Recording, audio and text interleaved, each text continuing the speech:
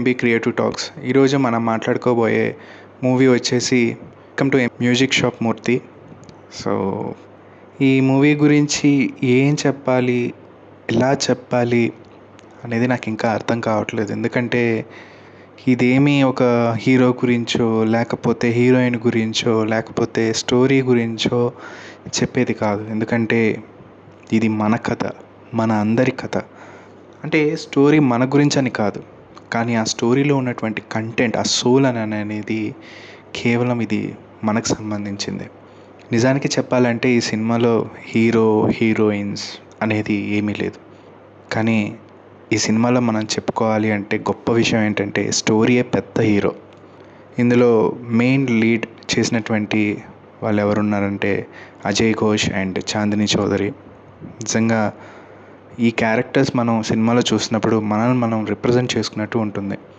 Story content వచ్చేసి ఈజీగా ఒక కాన్సెప్ట్ మనం చెప్పచ్చు. అదేంటంటే మన డ్రీమ్ కోసం మనం ఎంతలా పోరాడతాం, ఎన్ని అడ్డంకులు వస్తాయి, దాన్ని అధిగమించి ముందుకు ఎలా వెళ్ళగలగాలి అని అనేది ఈ స్టోరీ. ఇంకా చెప్పాలి అంటే మనం ఒక ప్రొఫెషన్ని ఎంచుకున్న తర్వాత ఆ ప్రొఫెషన్లోనే బతకాలి, ఈ ప్రొఫెషనే మనది, మన లైఫ్ అని మనం ఎంతో ఇష్టపడిన ప్రొఫెషన్ని, దాన్ని మనం ఇంకా కొత్తగా ఏం చేయొచ్చు, మారుతున్న కాలంతో పాటు ఇంకా ఏమి చేయొచ్చు అనే దాని మీదే తీసినటువంటి గొప్ప చిత్రమే ఈ మ్యూజిక్ షాప్ మూర్తి అని చెప్పాలి. ఈ మూవీ గురించి చెప్పాలి అంటే అజయ్ ఘోష్ అండ్ చాందిని చౌదరి వీళ్ళకు ఉన్నటువంటి కామన్ పాయింట్ ఏదైనా ఉందంటే మ్యూజిక్. మన అజయ్ ఘోష్ గారి క్యారెక్టర్ ఏంటంటే ఒక స్మాల్ మిడిల్ క్లాస్ ఫ్యామిలీ, ఒక మ్యూజిక్ షాప్ నడుపుతున్నటువంటి వ్యక్తి, ఒక 52 ఏళ్ళ వ్యక్తి. అలాగే చాందిని చౌదరి క్యారెక్టర్ వచ్చేస్తే ఒక మంచి ట్రెడిషనల్ వెల్ సెటిల్డ్ ఫ్యామిలీ నుంచి వచ్చినటువంటి ఒక అమ్మాయి. సో ప్రతి తల్లిదండ్రులు ఏమనుకుంటారంటే అమ్మాయిని చదివించాం, పెద్ద చదువు చదివించాం, మంచిగా చదివించాం, మంచిగా ఒక అబ్బాయికి ఇచ్చి పెళ్లి చేస్తే సరిపోతుంది. సో ఆ కూతురికి కూడా చదువు చెప్పించారు కాబట్టి తనకు కూడా కాబోయే భర్త ఆమె యొక్క కూతురికి అదే గౌరవం, అలాగే సమానత్వం చూపించాలి, ఇవ్వాలి అని కోరుకునేటువంటి ఒక గొప్ప వ్యక్తిత్వం ఉన్నటువంటి తల్లిదండ్రులు ఉన్నటువంటి చాందిని చౌదరి యొక్క క్యారెక్టర్ వాళ్ళ తల్లిదండ్రులది. కానీ చాందిని చౌదరి ఏంటంటే తను చదువుకుంది, అలాగే వాళ్ళ అమ్మ నాన్న ఏం చెప్తే అదే చేసింది. కానీ తనకి తెలుసో తెలియకో ఒక చిన్న వయసులో వాళ్ళ నాన్న ఆమె యొక్క హాబీస్ అంటే కళల పట్ల తనకున్నటువంటి అభిరుచిని, అంటే ఇది ఒక హాబీ కింద నేర్చుకుంటే సరిపోతుంది అనేటువంటి ధోరణిలో చాందిని చౌదరి చిన్నప్పుడు ఒక మ్యూజిక్ నేర్పించడం, ఏదో అలా నేర్పించడానికి ఆయన ఎక్కడో జాయిన్ చేయడం జరిగింది. సో ఆమెకి తెలియకుండానే ఆ హాబీయే కాస్త ఒక ఇంట్రెస్ట్గా, ఒక ప్రొఫెషన్గా మారిపోయింది తనకి. తను ఒక డీజే మ్యూజిక్ అవ్వాలి, అదే తన కెరీర్ లాగా ఎంచుకోవాలని అన్నదే తను ఒక మెయిన్ అంబిషన్గా మారిపోద్ది అనమాట. అయితే ఇది తెలిసినటువంటి చాందిని చౌదరి తండ్రి అంటే భానుచంద్ర గారు ఈ సినిమాలో ఆమె ఫాదర్గా చేశారు. సో భానుచంద్ర గారి ఆ ఫాదర్ క్యారెక్టర్ ఎలాంటిదంటే ఒకవేళ మ్యూజిక్ డీజేగా అయితే ఏముంటుంది డీజేలో, సో బార్లో, రెస్టారెంట్లో, అంటే ఇలాగా, అంటే ఒక సాంప్రదాయ కుటుంబం నుంచి బయటికి వెళ్ళి ఇలాంటి చోట్ల తను డీజే మ్యూజిక్ ప్లే చేయడం, అది ఒక కుటుంబానికి అదొక మచ్చ లాంటిది. ఇలాంటి ఒక బ్యాడ్ నేమ్ వస్తుంది, రెప్యుటేషన్ అనేది వస్తుంది, బ్యాడ్ రెప్యుటేషన్ వస్తుంది, పరువు పోతుంది. సో ఇలాంటి యొక్క భావాలు ఉన్నటువంటి తల్లిదండ్రులు, ప్రతి ఒక్క తల్లిదండ్రులు మన ఇంట్లో ఉన్నటువంటి మన ఫ్యామిలీస్లో ఒక మైండ్ సెట్ ఎలా ఉంటుందని అనేది చూపించారు ఇందులో. కానీ ఇందులో ఒక ఫిలాసఫీ ఉంటుంది. చాందిని చౌదరి ఒక ఫిలాసఫీ చెప్తుంది. అదేమిటంటే రెప్యుటేషన్ అనేది మనం చేసే ప్రొఫెషన్లో కాదు, మనం బిల్డ్ చేసుకునే క్యారెక్టర్లో ఉంటుంది అని.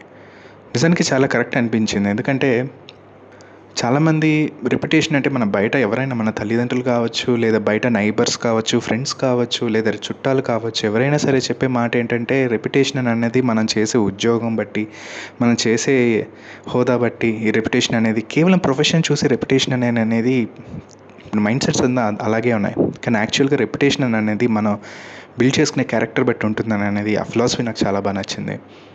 అండ్ మూర్తి గారి క్యారెక్టర్కి వస్తే, సో ఆయనకి 30 ఏళ్ళుగా ఆయనకి ఆ మ్యూజిక్ షాపే ఒక లోకం. సో అది తప్పిస్తే ఇంకేమీ ఆయనకి తెలియదు. సో దాన్ని ఆరాధించి, సో దీంట్లోనే ఇంకేదో కొత్తగా అంటే ఆ టైంలో ఆయన షాప్ పెట్టడం, 30 ఏళ్ళకు ముందు షాప్ స్టార్ట్ చేయడం, ఆ టైంలో మనకి ఈ సోషల్ మీడియా, ఈ ఇంటర్నెట్లు ఏమీ లేవు.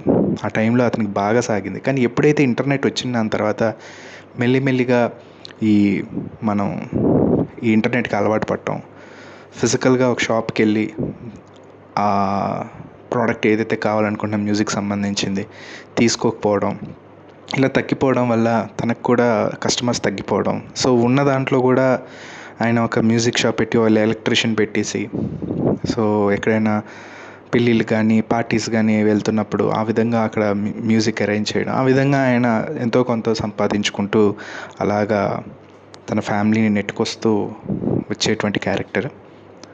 సో అలాంటి మూర్తి, అలాగే చాందిని చౌదరి, ఇందులో ఆమె అంజనా ఒక క్యారెక్టర్. సో ఈ ఇద్దరు వ్యక్తులు సిమిలర్ టేస్ట్, మ్యూజిక్ అనే ఒక సిమిలర్ టేస్ట్లో ఇద్దరు కలిస్తే ఒకానొక పాయింట్లో ఎలా ఉంటుంది అని అనేది చాలా అద్భుతంగా ఉంటుంది. సో ఆ కలయిక ఇద్దరు కలిసిన దాని తర్వాత వాళ్ళ యొక్క సేమ్ హాబీ, సేమ్ ఒకే ఒక గోల్తో ఉన్నటువంటి వ్యక్తులు. సో చాందిని చౌదరి వాళ్ళ నాన్న తను డీజే తాలూకా మిషన్, డీజే కన్సోల్ అంటారు. సో అది ఆయన బ్రేక్ చేయడం, ఆ డీజే కన్సోల్ మళ్ళీ తను రిపేర్ చేయించుకోవాలని తను ఉన్న ప్లేస్లో ఉన్నటువంటి విలేజ్ కానివచ్చు, సిటీ కానివచ్చు, చుట్టూ తిరుగుతున్నప్పుడు ఆ చుట్టూ షాపుల వాళ్ళకి ఎవరికి తెలియదు డీజే కన్సోల్ అంటే ఏంటి, అసలు దీన్ని ఎలా రిపేర్ చేయొచ్చు అనేది కూడా తెలియదు. లాస్ట్లో ఎవరో ఒక సజెషన్ ఇస్తారు, మూర్తి గారు ఒక మ్యూజిక్ షాప్ ఉంది, మేబీ అతనికి ఒక్కడికే తెలిసి ఉండొచ్చు, మేబీ అతను తెలిస్తే ఆయనే చేయగలుగుతారు అనగానే మీట్ అవ్వటం. ఆ తర్వాత తను కూడా మూర్తి గారు ఏంటంటే చుట్టుపక్కల వాళ్ళు వెళ్తున్నప్పుడు ఆయన మ్యూజిక్ పెట్టే విధానం సో చూసిన దాని తర్వాత ఆయనకు ఒకరు ఎవరో సజెస్ట్ చేస్తారనమాట, మీరు డీజేగా ఎందుకు ట్రై చేయకూడదు, డీజేగా ట్రై చేస్తే మీకు ఫ్యూచర్ బాగుంటుంది, సో ట్రై చేయండి అని ఎవరో సజెస్ట్ చేయగానే డీజే నేర్చుకోవాలని ఒక తపన పడటం ఒక 52 ఏళ్ళ ఒక వ్యక్తి. సో ఆ తర్వాత అదే టైంలో ఏం చేయాలి ఎలా అని ఆలోచిస్తున్న టైంలో చాందిని చౌదరి అప్పుడు ఆ డీజే కన్సోల్ రిపేర్ కోసం ఎవరో మూర్తిగాని సజెస్ట్ చేస్తే ఆవిడ అక్కడికి రావడం. ఆ తర్వాత అతను నేను నేర్చుకుంటాను, నాకు నేర్పిస్తారా, నేను మీకు ఫ్రీగా రిపేర్ చేసి పెడతాను అని చెప్పగానే చాందిని చౌదరి చేసినటువంటి క్యారెక్టర్ ఏంటంటే ఇతనికి ఎందుకు నేర్పించాలి ఏంటిది అని చెప్పిన దాని తర్వాత వెళ్ళిపోతున్నప్పుడు చాందిని చౌదరి మూర్తి గారి షాప్లో గమనించింది ఏంటంటే ఒక వింటేజ్ మ్యూజిక్ డైరెక్టర్స్ దగ్గర నుంచి ఇప్పుడు దాకా ప్రతి ఒక్కటి ఆయన కలెక్షన్ చూడగానే చాందిని చౌదరికి అర్థమైపోతుంది ఏంటంటే మూర్తి గారికి కళల పట్ల ఉన్నటువంటి ఇంట్రెస్ట్ ఎలాంటిది అని అన్నది, మ్యూజిక్ పట్ల ఇంట్రెస్ట్ ఏంటి అనేది అర్థమయ్యి ఆమె కూడా డీల్కి ఒప్పుకొని నేర్పిస్తూ ఉంటుంది. అదేవిధంగా ఆయన కూడా నేను డీజే కన్సోల్ ఆ మిషన్ ఏదైతే ఉందో నేను రిపేర్ చేసి పెడతాను అని చెప్తాడు. అసలు యాక్చువల్గా డీజే కన్సోల్ ఎలా రిపేర్ చేయాలనే ఐడియా కూడా, అసలు ఏం చేయాలనేది కూడా తెలియదు మూర్తి గారికి. అయితే ఆయన పెట్టుకున్నటువంటి ఎలక్ట్రీషియన్ అతనితో ఎలాగో అలాగా మొత్తానికి ఆ డీజే కన్సోల్ని రిపేర్ చేయించిన వెంటనే వాళ్ళ జర్నీ స్టార్ట్ అవుతుంది. సో అక్కడి నుంచి సాంగ్స్ ఏంటంటే ఏదో గొప్పగా ఉంటాయి, ఏదో వినసొంపుగా ఉంటాయని నేను చెప్పను, బట్ చాలా బాగుంటాయి. ఐ మీన్ ఇది ఒక సిచ్యువేషన్ సాంగ్స్. ఇప్పుడు చూసినటువంటి సినిమాల్లో మనం చూస్తే ఏదో 4 సాంగ్లు, ఏదో 5 సాంగ్లు పెట్టాలి, ఎక్కడో ఒక చోట పెట్టాలి అన్నట్టు పెడతారే కానీ ఈ మూవీలో ఏంటంటే సాంగ్స్ ఉన్నవి నాకు తెలిసి హార్డ్గా 2-3 ఉన్నట్టు ఉంటాయి. సో అవి కూడా సిచ్యువేషన్ సాంగ్సే, మనకి కనెక్ట్ అయ్యేలా చేస్తుంది. సో త్రూ అవుట్ జర్నీ చాలా బాగుంటుంది వాళ్ళిద్దరిది. కానీ మధ్యలో ఎక్కడ బ్రేక్ వస్తుందంటే మనకి ఇంటర్వెల్ దగ్గరకు వచ్చేసరికి ఫ్యామిలీస్ దగ్గర ఇక్కడ బ్రేక్ వస్తుంది. సో మనం ఏదైనా సాధించాలని అన్నప్పుడు 20 ఏళ్ల లోపే సాధించాలి, తర్వాత మనం ఏం సాధించలేము అనే ఒక మిత్ అనేది ప్రతి చోట ఉంటుంది. సో అదే ఇక్కడ ఇంప్లిమెంట్ అవుతుందన్నమాట ప్రతి ఫ్యామిలీస్లో. సో మూర్తి గారి ఫ్యామిలీస్కి వచ్చేసరికి ఈ చాందిని చౌదరి అలాగే మూర్తి గారు కలుసుకొని వీళ్ళు నేర్చుకోవటం, కానీ వీళ్ళిద్దరు ఏం చేస్తున్నారు అనేది వీళ్ళకి తెలుసు, కానీ చుట్టుపక్కల వాళ్ళకి రూమర్స్ స్ప్రెడ్ అవుతాయి కదా, ఒక 50 ఏళ్ళ వ్యక్తి, ఒక 22 ఏళ్ళ అమ్మాయి, వీళ్ళిద్దరు ఏదో జరుగుతుంది, వీళ్ళిద్దరు ఏంటో అయిపోతున్నారు అని చెప్పేసి ఇలా రూమర్ స్ప్రెడ్ చేయడం. అలాగే అజయ్ ఘోష్ గారి, అదే ఈ మూర్తి గారి ఫ్యామిలీలో తెలియడం, ఆయన భార్యగా చేసినటువంటి వ్యక్తి ఆమెని, మనకి బాగా తెలిసినటువంటి యాక్ట్రెస్. సో యూజువల్లీ వైఫ్స్ ఎలాగా ఫైర్ అవుతారని అన్నది ఇందులో చూపించారు. సో చివరికి అతను ఏదో చేయాలి, తప్పించాలని, ఏదో చేయాలి, ఏదో సాధించాలనుకున్నా కూడా ఫ్యామిలీస్ అడ్డు రావడం, ఆ తర్వాత అది ఎక్స్ప్రెస్ చేయలేకపోవడం. అందులో ఒక చాందిని చౌదరి ఒక మాట చెప్తుంది ఏంటంటే, when you love anyone so deep, they build around walls and they will take in a freedom and everything. మనం బాగా ప్రేమించినటువంటి వ్యక్తి, మనం ఎవరైనా ఒక డీప్గా ఒక వ్యక్తిని ప్రేమిస్తే వాళ్ళు మన చుట్టూ గోడ కట్టేస్తారు. ఆ గోడ కట్టేస్తూనే మన వద్ద ఉన్నటువంటి ఫ్రీడమ్ని, స్వేచ్ఛని లాగేసుకుంటారు. అదే ఫ్యామిలీ. సో సింపుల్ కొటేషన్ అనిపించింది, కానీ చాలా బాగా చెప్పారు. నేను దానికి అగ్రీ అవ్వాలనిపించింది. అండ్ ఈ సినిమా త్రూఅవుట్ చేస్తున్నప్పుడు, ఈ సినిమా జర్నీ త్రూఅవుట్ చూస్తున్నప్పుడు నాకేమనిపించిందంటే, నేను అసలు చాలా కనెక్ట్ అయిపోయాను. ఎందుకంటే చెప్పాను కదా, ఇది చాలామంది అందరూ కనెక్ట్ అవుతారని. నేను కనెక్ట్ అయిపోయాను తెలియకుండానే. అది హార్ట్తో కనెక్ట్ అయిపోయాను. స్టోరీ మొత్తం నాకు తెలియకుండానే కన్నీళ్ళు రావటం, నాకు తెలియకుండానే చాలా కనెక్ట్ అయిపోయాను సినిమా మొత్తం. And at the end of వరకు, అంటే సినిమా త్రూఅవుట్ ఎలా అనిపించిందంటే, ఒక గుండెలో ఉన్నటువంటి బరువు ఏదో అది ఒక కన్నీళ్ళ రూపంలో దిగిపోతున్నట్టు అనిపించింది. బట్ చాలా బాగుంది సినిమా. సో ఈ సినిమా గురించి ఎవరు ఎలా చెప్పారో నాకు తెలియదు, కానీ నేను మాత్రం చెప్తున్నాను, సినిమా చాలా అద్భుతంగా ఉంటుంది. ఇది మనందరి సినిమా. ఇదొక ట్రూ ఇన్స్పిరేషనల్ స్టోరీ. ఇదేదో మెసేజ్ ఇవ్వాలనో లేకపోతే ఇదేదో అని కాదు, ఒక ఇన్స్పిరేషన్ అటువంటి మూవీ.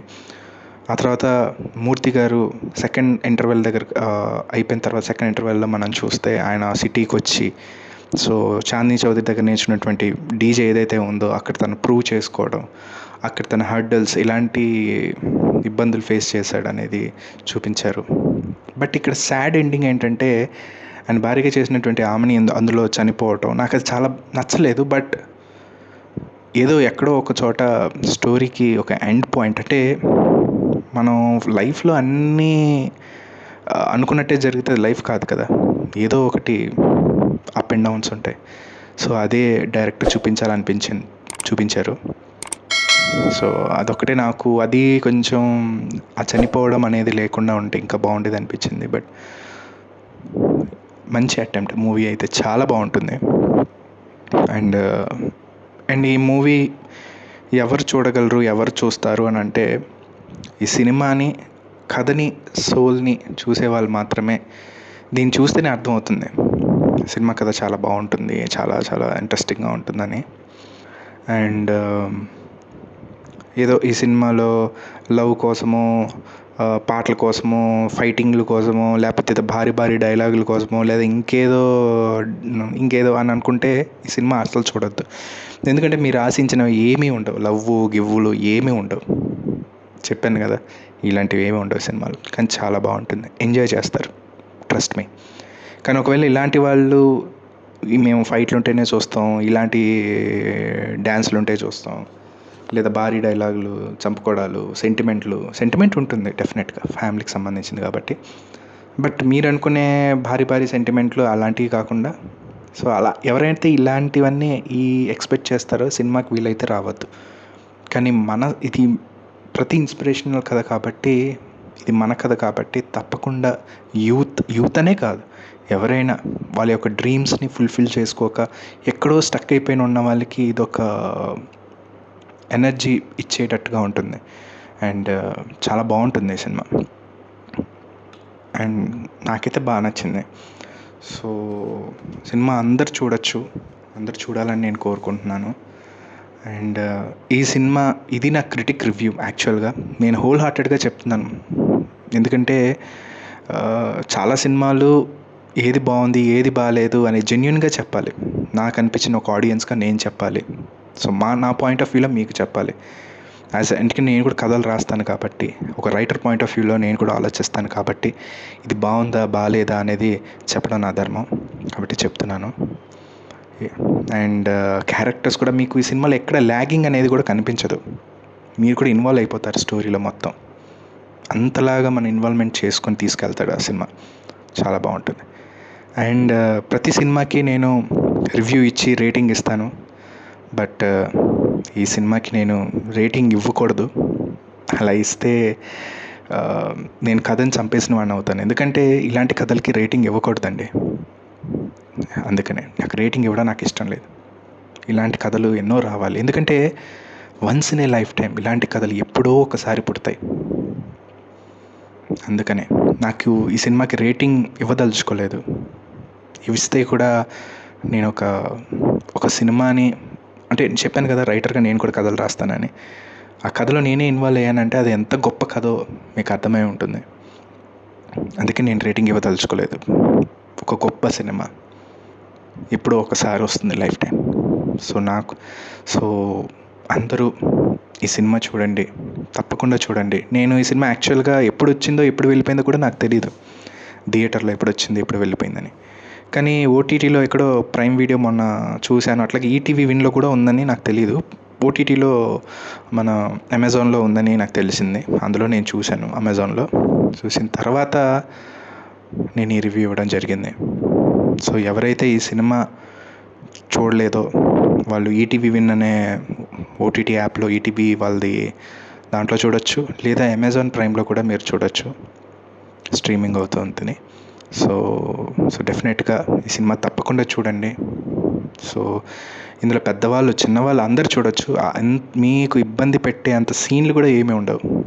ఇది కంప్లీట్ ఒక ఫ్యామిలీ, ఒక pure U certificate film and inspiring film. అంతే. Thank you so much.